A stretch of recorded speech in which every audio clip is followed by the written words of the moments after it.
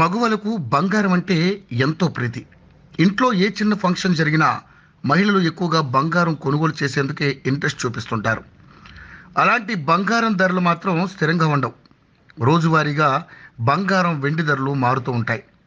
ఈ నేపథ్యంలో yo-yo TV channel తమ వ్యూవర్స్ ప్రయోజనాల కోసం బంగారం ధరలకు సంబంధించిన సమాచారాన్ని అందిస్తుంది. ఇక ఇవాళ బంగారం ధరల విషయానికొస్తే, గత కొద్ది రోజులుగా పెరుగుతూ వచ్చిన బంగారం ధర బుధవారం తగ్గుముఖం పట్టింది.